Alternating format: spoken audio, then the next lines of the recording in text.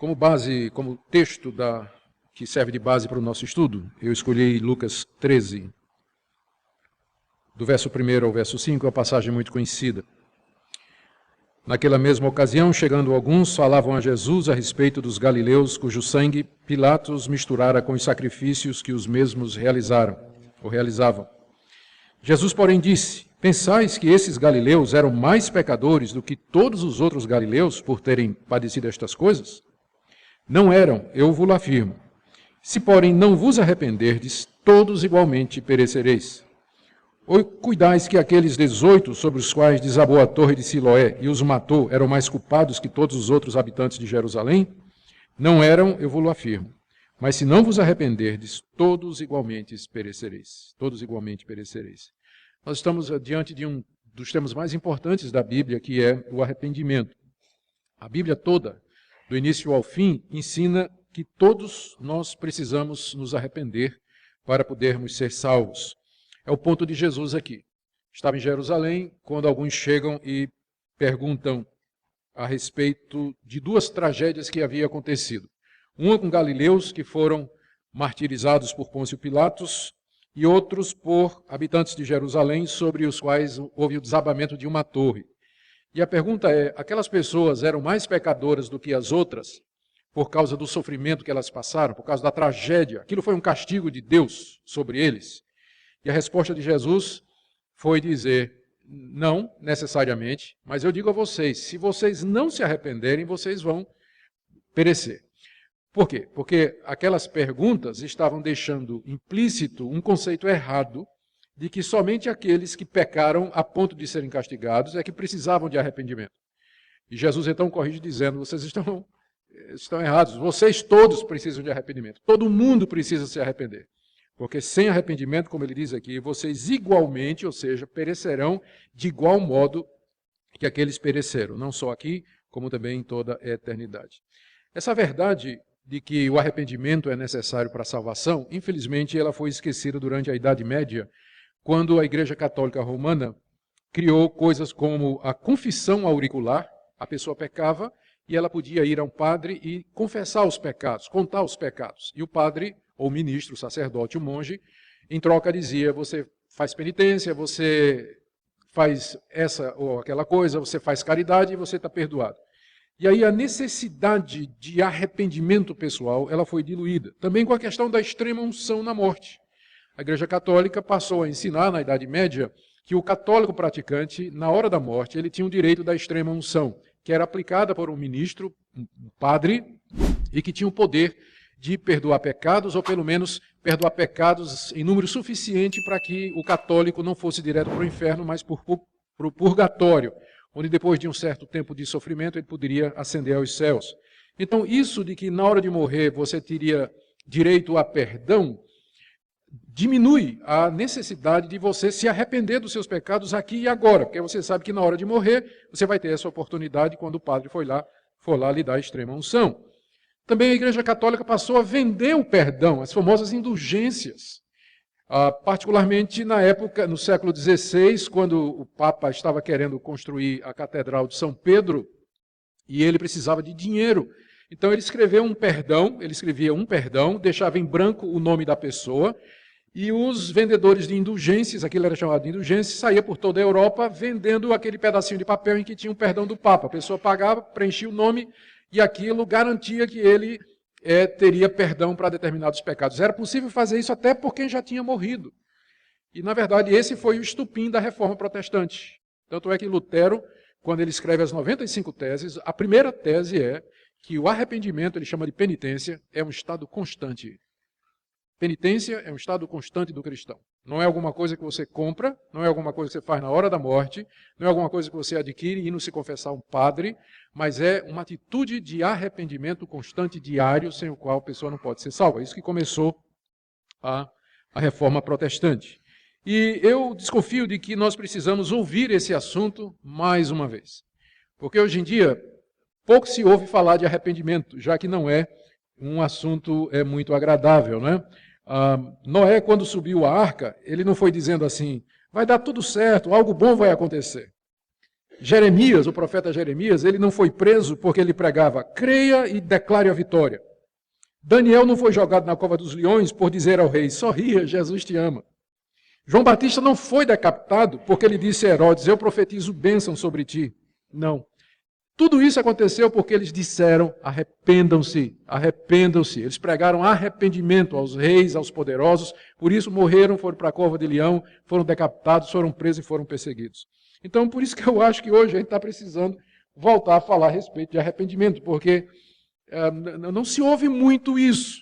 O evangelho que se prega hoje está muito voltado para a autoajuda, muito voltado para a solução dos problemas materiais, financeiros e de saúde, e a necessidade de arrependimento foi deixada para um plano absolutamente secundário, porque, como eu disse, não atrai muitos discípulos. Mas o arrependimento, ele sempre fez parte da mensagem evangélica. Quando João Batista surge no cenário preparando a vinda de Cristo, a mensagem dele, que você vê lá em Mateus, capítulo 3, de 1 a 2, foi essa, arrependei-vos porque é chegado o reino dos céus. Se arrependam, o reino de Deus está chegando. E quando Jesus vem e sucede João Batista, Marcos capítulo 1, verso 15, é a mesma mensagem de João Batista. Jesus diz, arrependei-vos porque é chegado o reino dos céus. A mesma coisa.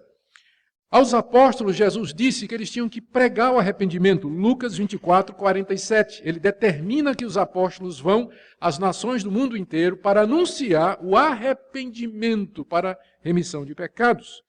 E lá em Atos capítulo 17, verso 30, Paulo diz que Deus exaltou Jesus para que as pessoas se arrependam e creiam nele para a sua salvação. A Igreja de Cristo, sempre que ela foi fiel à Bíblia, ela prega arrependimento.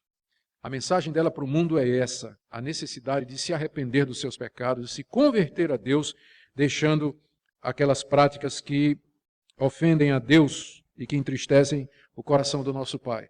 A razão é que uma pessoa que não está arrependida dos seus pecados, portanto ela gosta dos seus pecados, ela acha os seus pecados uma coisa normal, ela não pode desfrutar da comunhão com Deus que é santo, puro, justo e verdadeiro. As duas coisas são incompatíveis. Ou ela ama o pecado, ou ela ama o erro, a iniquidade, a imundícia e a impureza, ou ela vai amar a Deus. Mas não dá para amar as duas coisas ao mesmo tempo. Então, o arrependimento é aquela atitude pela qual a pessoa volta as costas, ela vira as costas para o seu amor ao mundo, ao pecado, e escolhe Deus como sendo o seu quinhão aqui e na eternidade. Essa mensagem sobre o arrependimento ela é muito necessária também, porque por conta do clima evangélico hoje, existe o risco da gente se acomodar a um falso arrependimento. As pessoas pensam às vezes que atos externos e religiosos são suficientes, como os fariseus que vieram para ser batizados por João Batista. João Batista estava pregando arrependimento, os fariseus queriam ser batizados e João Batista disse, eu não vou batizar vocês não, vocês primeiro têm que produzir frutos dignos de arrependimento. Então, arrependimento não consiste em um ato externo, uma atitude externa. Às vezes pode ser, mas se for, é porque é o resultado de uma conversão interna. Tá? Mas só atos externos, eles não significam arrependimento. Os profetas no Antigo Testamento, eles diziam ao povo de Deus, rasguem o coração de vocês. Por quê? No Antigo Testamento, quando alguém estava arrependido ou triste pelos erros que tinha cometido, ele rasgava a roupa, né? Ele rasgava as vestes, era assim que eles costumavam fazer. E os profetas diziam, eu quero que vocês rasguem o coração. É isso que tem que rasgar. O arrependimento é de dentro, não é só uma coisa por fora. Na lei de Moisés, Moisés disse assim, vocês têm que circuncidar o coração. O israelita podia pensar que a circuncisão, que é a remoção do prepúcio, a carne do membro masculino, que aquilo era sinal de que ele estava no povo de Deus. Mas Moisés disse, isso é o símbolo da circuncisão do coração. Vocês têm que remover o pecado do coração. É isso que a circuncisão simboliza. Circuncidar o coração, rasgar o coração, não apenas sentir remorsos, sentimentos vagos de culpa, uma tristeza assim. Muitas pessoas nas igrejas nunca demonstraram real arrependimento. E eu acho que uma das razões é a maneira como a gente convida as pessoas a se tornarem cristãos. Aceite Jesus, dê uma chance a Jesus. Né? Jesus está aqui chorando, esperando por você. A pessoa diz, vou fazer um favor a Jesus. Aí vai lá na frente, tudo bem, eu aceito. Não tem arrependimento, não tem remorso. Devíamos dizer o contrário. É dizer, olha, se arrependa dos seus pecados, Pode ser que Deus lhe aceite. Pode ser que Deus lhe dê uma oportunidade. Quem sabe ainda tem tempo para você. Busque ao Senhor enquanto você pode achar. Aí a pessoa vem, né, temendo e tremendo. Em vez de estar vindo fazer um favor a Jesus para aceitar o bichinho que está lá sozinho, ninguém quer ele, então eu vou aceitar Jesus. Você não está fazendo favor nenhum a Jesus. Ninguém está fazendo favor nenhum a Jesus, mas a culpa às vezes é da igreja porque ela faz esse tipo de apelo. Quando ela convida as pessoas a ouvir o evangelho e se converter, não traz a questão do arrependimento. Você tem que se arrepender. Resultado é que muita gente entra na igreja e não se arrependeu dos seus pecados. Tem muita gente não arrependida, portanto não convertida, que é membro que é membro de igreja hoje em dia. Tem muita gente assim. Muita gente assim. Então, o que a gente tem, o que a Bíblia nos ensina e o que nós devemos fazer é buscar um estado, viver um estado de verdadeiro arrependimento, como a Bíblia requer. Isso envolve algumas atitudes, e eu quero mencionar algumas delas aqui. Primeiro, nós temos que mudar de pensamento com relação ao pecado. É esse o sentido das palavras que são usadas na Bíblia para arrependimento. Tem várias, a principal é o verbo metanoel, que significa uma mudança de mente, uma mudança de entendimento. Antes você achava que você estava bem, que o pecado era uma coisa normal, que você não era tão ruim assim, que Deus não ia punir você e que você não estava num estado de perigo diante de Deus por causa dos seus pecados. O arrependimento é quando você muda de mente, você muda de compreensão, você percebe que o que você está fazendo de fato é uma afronta a Deus, que esse Deus é um Deus santo, zeloso e justo e que Ele é poderoso para fazer você ficar infeliz e sofrer eternidade afora. E por isso, porque você entendeu isso, agora você tem a disposição de mudar as suas atitudes. Mas primeiro tem que haver uma compreensão. Uma pessoa que é convencida contra a sua vontade ainda tem a mesma opinião anterior. Mas tem que começar aqui. O arrependimento começa aqui, quando você entende que você é um pecador, que o que você está fazendo ofende a Deus, que Deus é poderoso para castigar você, para fazê-lo infeliz a eternidade afora, e que se Ele fizer isso, Ele está sendo justo, não há injustiça nele, que você merece esse tipo de coisa. Então o arrependimento começa com é o que a gente chama de convicção de pecado. Você está convicto de que você é um pecador. Você está convicto de que você merece o castigo de Deus. Você está convencido de que Deus é justo se Ele castigar você. Então, essa é uma atitude que caracteriza a pessoa que está realmente arrependida. A segunda coisa, primeiro, a mudança de mente, ela é seguida por uma tristeza profunda pelo pecado cometido. É seguida por uma tristeza pelo pecado cometido. Nós deveríamos sentir mais tristeza pelos nossos pecados, mas a gente vê pouca gente chorando hoje por causa dos seus pecados. A gente vê gente chorando por causa de perda pessoal, dos problemas pessoais, de aflições presentes, frustrações na vida, desentendimentos, receios, mas tristeza pelo pecado. A pessoa tem tristeza verdadeira, genuína, daquilo que ela fez. Isso nem sempre nós encontramos, é uma pena, porque nós deveríamos sentir isso. Como Davi expressa no Salmo 51, quem já leu o Salmo 51, ali você tem, talvez a melhor coisa é ler, né? Você vê ali realmente o arrependimento verdadeiro, expresso nas palavras do nosso irmão Davi, depois dele ter adulterado. Ele diz: Senhor, compadece-te de mim, segundo a tua benignidade. Verso 2, lava-me completamente da minha iniquidade, purifica-me do meu pecado. Verso 3, eu conheço as minhas transgressões e o meu pecado está sempre diante de mim. Pequei contra ti somente, fiz o que é mal diante dos teus olhos. Verso 5, nasci na iniquidade, em pecado me concebeu minha mãe. Está vendo como Davi se aborrece, ele está com nojo dele. O que eu fiz? E ele percebe toda a iniquidade do seu coração, toda a grandeza do seu pecado. Ele percebe que ele pecou contra Deus. Verso 7, purifica-me, ficarei limpo, lava-me.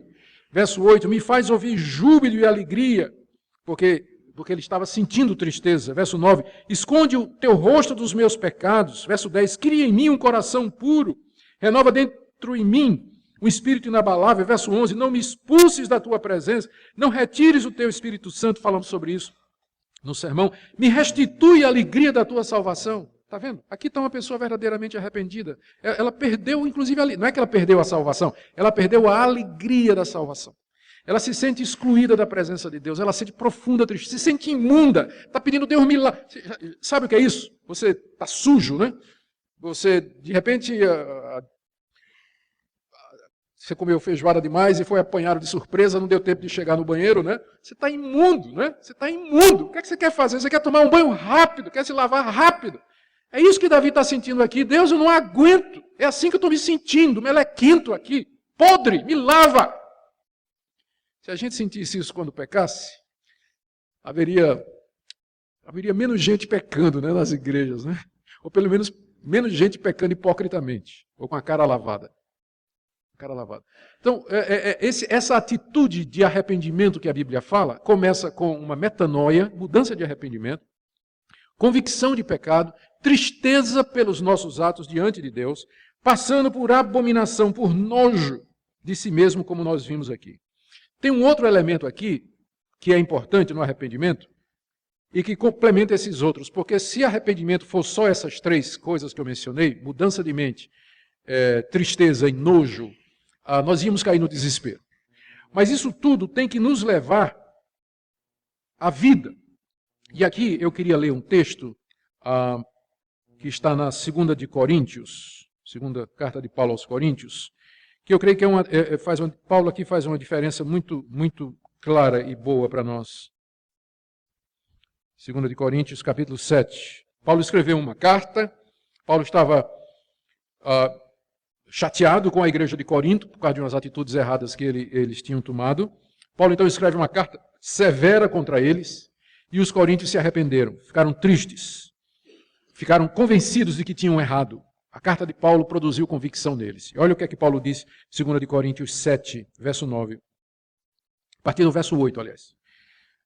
Ainda que eu tenha contristado vocês com a carta, porque eles ficaram tristes, não me arrependo de ter escrito a carta. Embora já tenha me arrependido, porque eu vejo que aquela carta contristou vocês por um breve tempo. Ele está mais ou menos assim. Eu sei que eu peguei forte em vocês, mas foi bom, não estou arrependido disso. Mas estou, porque eu amo vocês. Não queria ver vocês tristes, né? Ninguém gosta quando disciplina o filho, corrige o filho, de ver o filho chorando. Mas, por outro lado, a gente sabe que precisa. Então é a atitude dele aqui. Aí no verso 9. Mas agora me alegro, não porque fostes contristados, entristecidos, mas porque fostes contristados para arrependimento. Pois fostes contristados segundo Deus, para que de nossa parte nenhum dano sofresseis. Agora o verso 10. Porque a tristeza segundo Deus, ou seja, a tristeza que é produzida por Deus, e como é que Deus produz a tristeza? Quando Ele nos corrige através de um irmão, de uma irmã, de uma carta, de uma repreensão, né? Deus nos entristece pelo nosso pecado. Faz parte do arrependimento a tristeza. Tem que ter tristeza. Deus nos entristece. Quando Deus entristece, verso 10, porque a tristeza, segundo Deus, produz arrependimento para a salvação, que a ninguém traz pesar. Porque uma vez que você se arrependeu, aí o que era tristeza se transforma em alegria, né? Porque você viu que isso está lhe levando mais e mais para a salvação. Agora veja só o final do verso 10. Mas a tristeza do mundo produz morte. O que é a tristeza do mundo? É o falso arrependimento. É aquela tristeza que é só um pesar. É só aquela tristeza que é só um remorso. Mas ela não produz arrependimento verdadeiro. Ela vai levar para a morte. Porque ilude a pessoa, pensando que ela se arrependeu, que ela mudou, quando na verdade não foi. Quando é Deus que está produzindo arrependimento, Ele entristece mesmo, e aquela tristeza produz mudança. Arrependimento aqui, metanoia, a pessoa muda. Mas a tristeza segundo o mundo, a pessoa sente um remorso, paga uma penitência, faz uma boa obra para compensar, e depois, ufa, escapei. Não houve escapatória, não teve escape nenhum. Aquilo foi arrependimento do mundo, não produziu tristeza, foi tristeza do mundo, não produziu arrependimento verdadeiro que leva à salvação. Então, esse é o quarto ponto aqui do que eu estou falando sobre essa atitude de arrependimento. O primeiro, metanoia, mudança de mente. O segundo, tristeza. Terceiro, nojo. Mas o quarto é um arrependimento que é segundo Deus e que produz um retorno a Deus. Você voltar a Deus, arrependimento verdadeiro produzido por Deus e que depois vai trazer a salvação. Talvez eu possa explicar isso aqui melhor na atitude de Pedro e de Judas. Os dois fizeram a mesma coisa, praticamente. Pedro negou a Jesus 3 vezes e Judas o traiu. Num certo sentido, a traição de Judas foi um pouco mais severa, dados os agravantes e as circunstâncias. Pedro negou que conhecia Jesus. Judas foi mais além, vendeu Jesus. Mas, num certo sentido, o pecado dos dois foi similar. Eram parte do mesmo colégio apostólico, eles eram membros dos 12 apóstolos, andaram com Jesus 3 anos, um o entrega às autoridades e o outro o nega 3 vezes. Judas, contudo, sentiu remorso, embora na Bíblia apareça a palavra Judas se arrependeu, mas o contexto, dando uma olhada geral, aquele não é o arrependimento verdadeiro, porque Judas foi se enforcar. O remorso, ele não... A culpa falsa, ela não dá saída, ela só traz desespero. E a pessoa não vê saída. Aquilo é tristeza segundo o mundo. Foi o que Judas sentiu, que o levou a se suicidar sem buscar Jesus, sem se arrepender, sem pedir perdão a Deus, sem voltar atrás de verdade. Mas Pedro, ele se arrependeu de verdade. Pedro se arrependeu. E ele voltou para Jesus. Quando Jesus fala com ele, então ele demonstra arrependimento. Diz lá que quando, depois dele ter traído, o galo cantou, Pedro se lembrou e Pedro saiu e chorou amargamente. Ali era a tristeza segundo Deus que produziu arrependimento em Pedro. Então, o arrependimento verdadeiro, ele primeiro deprime, não é? No bom sentido, ele entristece, ele quebranta, faz tudo aquilo que está no Salmo 51, mas ele em seguida leva a Cristo, ele leva a Deus para a reconciliação.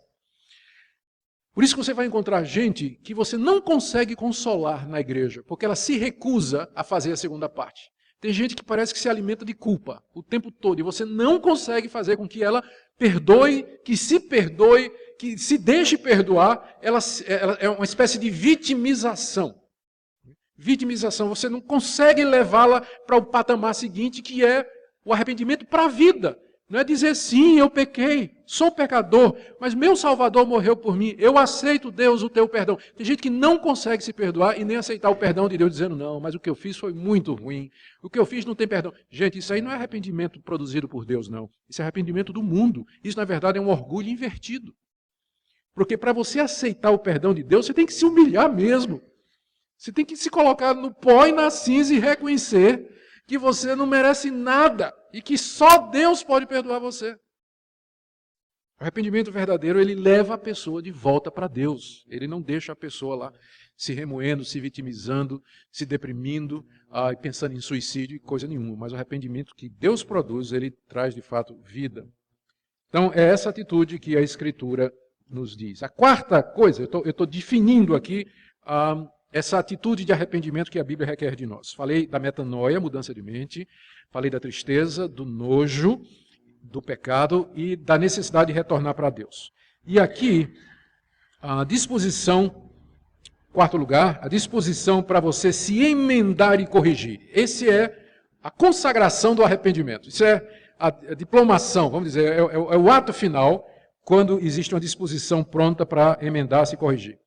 Isso, deixa eu ilustrar.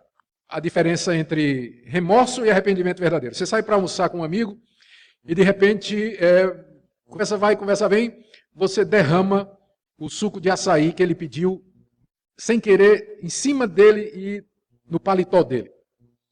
Né? Suco de açaí. E ele está indo para o trabalho. Então, o cara que tem remorso, rapaz, desculpa, aí foi sem querer, não tem problema nenhum. Por favor, me desculpe. Né? Esse é o remorso. O arrependido, ele se levanta, ele vai tentar limpar o colega, né, vai ajudar, e ainda diz assim, quem paga a conta sou eu. Então, esse está arrependido mesmo, né? Porque ele vai até o fim. Né? Na hora que mexeu com o bolso, é sinal de arrependimento. Diz, eu pago a conta, pode deixar que eu pago a conta.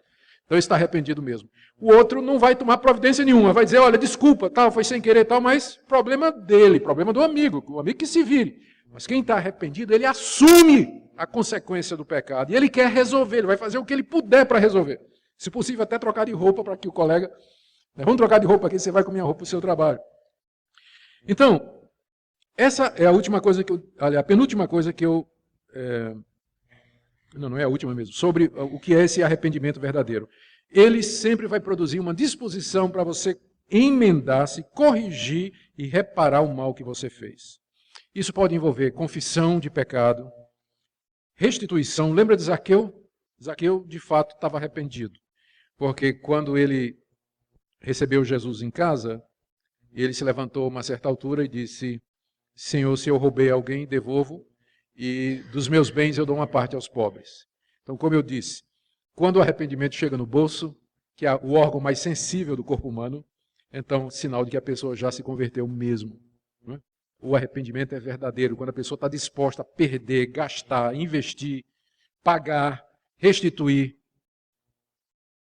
Eu me lembro, antes de me converter, eu tive uma vida muito devassa, muito ruim. Cheguei, inclusive, a fazer assalto à mão armada, né? Eu digo isso abertamente, que já faz 30 anos, então já prescreveu. Não adianta você me denunciar, já faz 30 anos. Mas fui bandido. E eu me lembro de, entre as muitas coisas que eu fiz, eu costumava ir para um bar, não é? Costumava ir para um bar lá, tomar cerveja. Era um drive-in. Você chega com o carro e o garçom serve você no carro. Isso tinha em Recife na época, não sei nem se tem hoje. E aí eu me lembro que eu costumava chegar lá, o garçom servia, tal, eu pedia alguma coisa, o garçom saía para buscar e eu ia embora com o carro, né? Não pagava. E tinha um garçom que eu fiz isso várias vezes com ele, né? Aí depois da minha conversão eu voltei lá. João, você se lembra de mim? Disse, claro que eu me lembro de você. Eu disse, João, quanto é que eu te devo de tudo aquilo? Está aqui. Todo o dinheiro que eu fiquei devendo de todas aquelas contas. Está aqui, estou devolvendo a você agora. O queixo de João veio aqui, ele nunca viu um ladrão arrependido, né? Eu me lembro que eu fui a um posto de gasolina em que eu tinha assaltado, procurar o dono. Eu vendi um carro que eu tinha. Quando eu me converti, foi conversão e chamado. Deus me chamou para pregar o evangelho. Tinha uma parte da Bíblia que eu não conseguia pregar, que era a história de Zaqueu. Como é que eu ia pregar na história de Zaqueu? Então só tinha um jeito de eu poder pregar na história de Zaqueu. Eu fui lá no seu Luiz, o dono do posto, disse, seu Luiz, quem assaltou seu posto aqui fui eu. Eu vendi um carro, tá aqui. Naquela época eu tinha, lembra da inflação? Então, né? Eu tive que vender um carro e eu fui disposto, inclusive, a ser preso. Porque foi um ano depois. Meu pai era advogado, já faleceu. Ele disse, olha, ele pode denunciar você e você vai ser preso. Eu disse, eu não faço questão. Mas eu tenho que tirar isso da minha consciência. E eu tive lá no seu Luiz, dei a ele uma Bíblia e devolvi o dinheiro. Seu Luiz ficou feliz da vida porque recebeu o dinheiro de volta com juros, ainda ganhou uma Bíblia e disse, vai embora, meu filho. Deus abençoe você. Não me denunciou. E já imagina qual foi o sermão que eu preguei no domingo seguinte, não é? Preguei sobre Zaqueu. O arrependimento verdadeiro, ele produz essa disposição de você assumir as consequências e resolver o que você fez errado. Ainda que isso lhe custe. Então, esse é o arrependimento verdadeiro. Quando você encontra uma pessoa que diz, eu estou arrependida, mas ela não está disposta a pagar o preço do arrependimento, aquele arrependimento não é verdadeiro. Lembro de uma história também, eu ainda era pastor moço, jovem, começando meu ministério, quando eu e mais 3 colegas descobrimos um caso de adultério cometido por um pastor já mais idoso e que tinha uma influência muito grande. E aí nós fomos conversar com aquele pastor, não contamos a ninguém, fomos primeiro conversar com ele, como está lá em Mateus 18, que diz que a gente tem que tratar primeiro com a pessoa. E ele chorou muito, estava muito arrependido, disse que realmente tinha feito aquilo, confessou, e nós dissemos então, e agora o que é que o senhor pretende dizer? Porque a moça com quem você fez isso, ela já começou a espalhar, e já várias pessoas na igreja estão sabendo disso, e a coisa vai se tornar pública. O que é que o senhor pretende fazer? Nós sugerimos que o senhor se ausente do ministério, o senhor se imponha uma disciplina, o senhor se ausente do ministério um tempo, para que não continue mais a ministrar, pelo menos durante um tempo, até que o presbitério resolva e tudo. Ah, não posso fazer isso.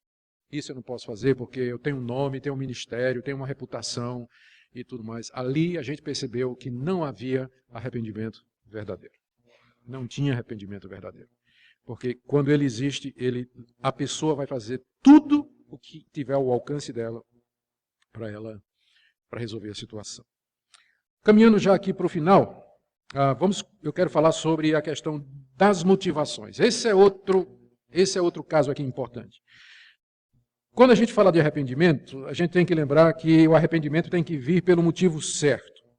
Tem motivos errados pelos quais as pessoas se arrependem. Tipo assim, eu estou sofrendo e quero parar de sofrer. Por isso eu vou me arrepender. Vou pedir perdão para me aliviar. Ou então eu fui apanhado. Me lembro de um caso também, quando pastoreava no Nordeste, de uma senhora que veio dizer para mim, pastor, meu marido tá me traindo. Queria que o senhor falasse com eles. Minha irmã, isso é uma acusação séria. A senhora tem prova? Não tenho prova não, mas é coisa de mulher. É intuição. Eu sei que ele está me traindo. Mas eu não posso fazer isso só na base da intuição feminina, né? Isso não vai valer. Fale com meu marido. Tá bom.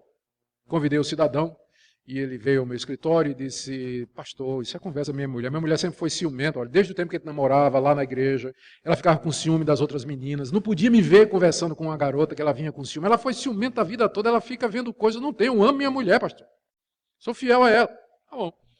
Aí disse para a senhora, olha, seu marido esteve aqui comigo, eu sou treinado em detectar mentira, né, porque isso é uma coisa que o pastor aprende, tem um curso secreto que a gente faz no seminário, né, para detectar o cara que está mentindo. Ele passou no detector de mentira. Não demorou muito, ela voltou com o celular dele. Achei, pastor, está aqui. Dá uma olhada aqui nas mensagens. Aqui. E, de fato, no celular estava a troca de mensagens do marido com a fulana. Aí eu chamei o cidadão. Sua mulher está insistindo que você está traindo. Pastor, que nada. Eu amo minha mulher, sou fiel à minha mulher. Se isso aqui. Pastor. É verdade. Eu estou tão arrependido, pastor. Pergunta é, se ele não tivesse sido apanhado, ele teria se arrependido? Tem gente que se arrepende porque foi apanhado. Se arrepende porque foi apanhado. Então, o arrependimento verdadeiro não deveria vir porque você foi apanhado. Embora é melhor que venha assim do que não venha nunca. Como Davi, que adulterou com Batseba, estava com a consciência endurecida, o profeta Natan chega, coloca o dedo no nariz dele e diz, tu és o homem. E ele se arrepende ali. Mas o bom é que a gente se arrependa pelo motivo certo. Qual é o motivo certo? Ofendi a Deus, ofendi meu próximo, entristeci o Espírito Santo. Cristo já morreu por mim, já derramou seu sangue precioso pelos meus pecados, e eu estou aqui ofendendo a Deus, sendo hipócrita. Eu não posso mais continuar a minha vida desse jeito. Essa é a motivação correta. Senão você vai ser como Faraó, está escrito lá no livro de Êxodo. Que Faraó, diz que Faraó se arrependeu. Primeiro, Faraó não deixava o povo ir. Aí Deus mandava praga.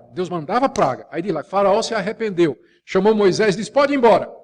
Quando Moisés ia saindo, Faraó se arrependeu do arrependimento e diz, não sai ninguém. Aí praga de novo. Aí Faraó chama Moisés, vai embora. Moisés está indo embora, Faraó se arrepende e diz, volta. Entende esse tipo de arrependimento? Que na verdade não é arrependimento verdadeiro. Aquele de Faraó não foi arrependimento verdadeiro. Diz lá o texto que ele se arrependeu várias vezes de ter deixado o povo embora. A última vez ele mandou o exército atrás, quando o povo saiu, né? Foi o último arrependimento dele. Então tem gente que é assim. Se arrepende porque está vendo que a situação vai ficar ruim, está vendo que há um risco dele perder sua situação. Então o coração humano ele é tão enganoso que é possível alguém se arrepender pelo motivo errado. Mas o arrependimento verdadeiro, ele vai produzir tristeza, convicção, mudança de mente, vai produzir disposição para se emendar, não importa qual seja o preço que você vai ter que pagar por isso. Nós tem alguns erros que tem alguns perigos que nós temos que evitar com relação à experiência do arrependimento. Primeiro, não confunda arrependimento com sentimento. Não confunda. Eu me lembro uma vez que eu fiquei com muita raiva de um outro pastor, eu era moço, pastor moço. Não quer dizer que depois de velho eu não fico. Eu continuo ficando com raiva de alguém. Mas eu me lembro bem dessa experiência. Um pastor que eu era novinho no ministério, ele me ofendeu publicamente numa reunião lá. E eu estava com raiva dele, muita raiva dele. E eu me lembro exatamente o momento. Eu estava na minha motinha, tinha uma Hondinha 125, estava indo de casa para o seminário da aula, e a minha cabeça estava a 1000 por hora, eu sentindo que aquela minha ação, aquele meu sentimento de ódio contra aquele pastor não era de Deus, mas eu não estava sentindo a menor vontade de me arrepender. Não estava. Você sabe como é isso, né? E é ruim quando chega alguém e estraga, né? Aquele gostinho de você ficar com raiva, né?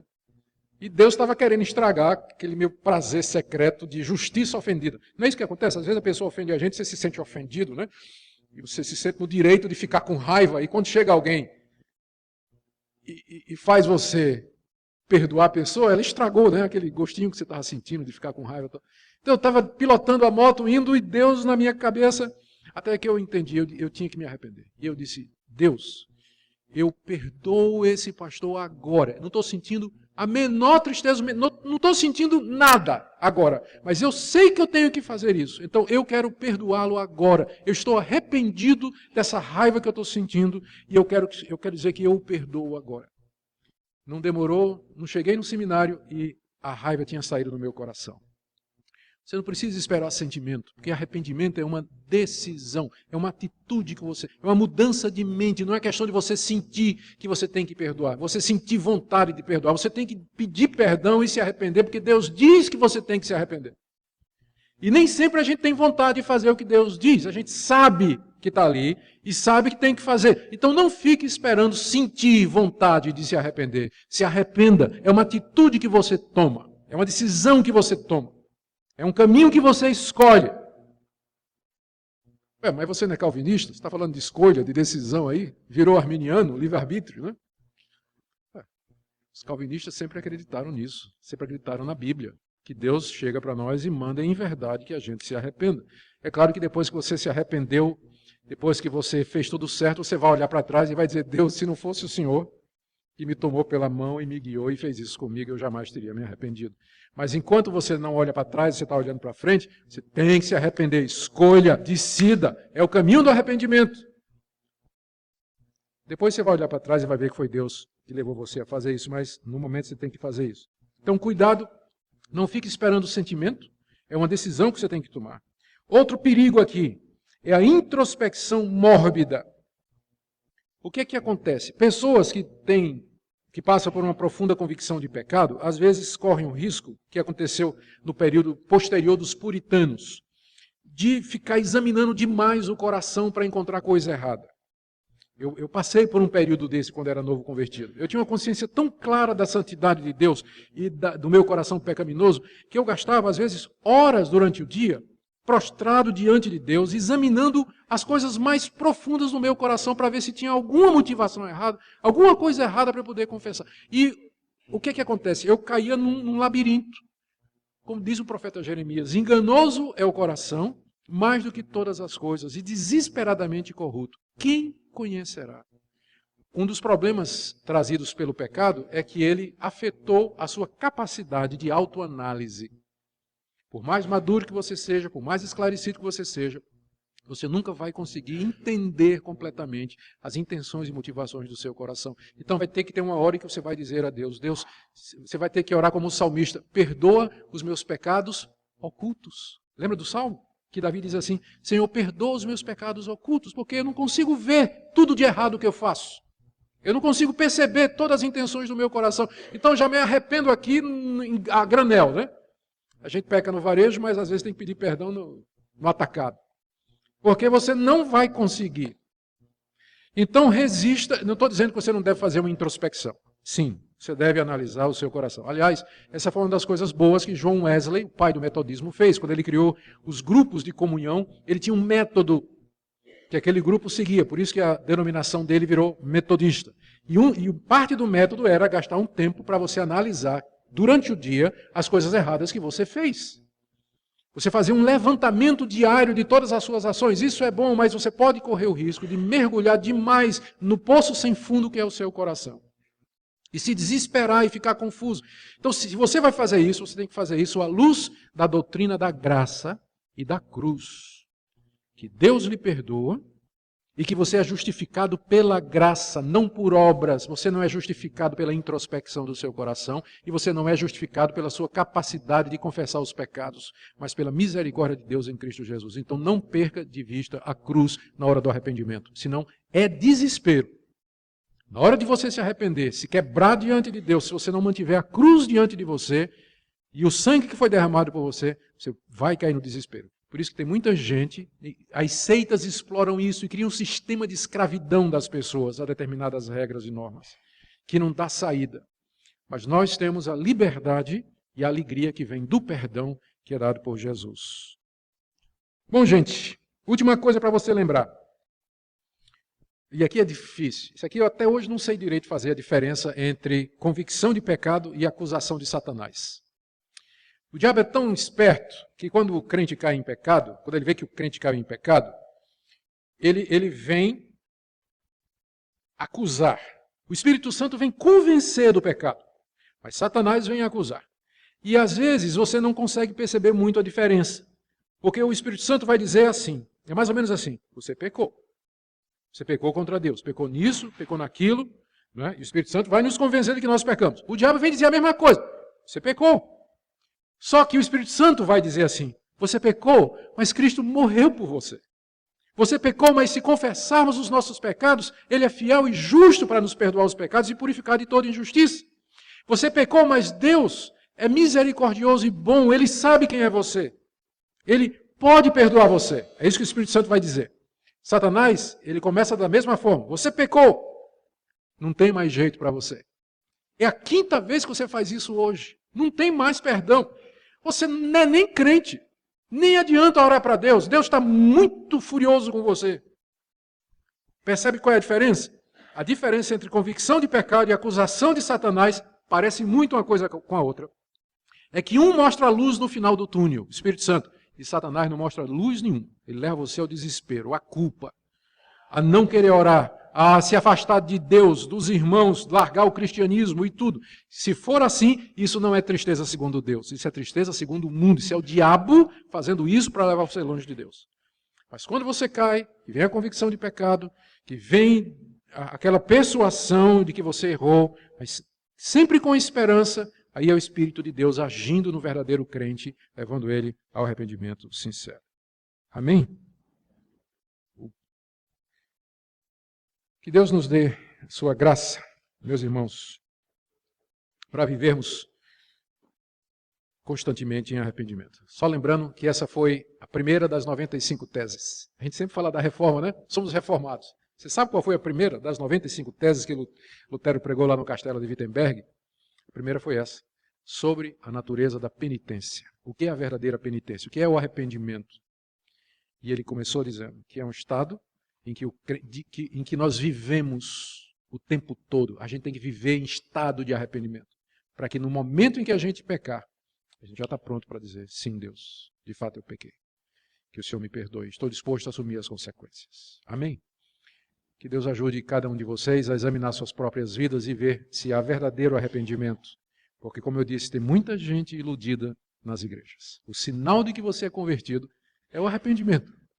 É arrependimento mesmo. Arrependimento das obras mortas e a fé no Cristo Salvador. Amém?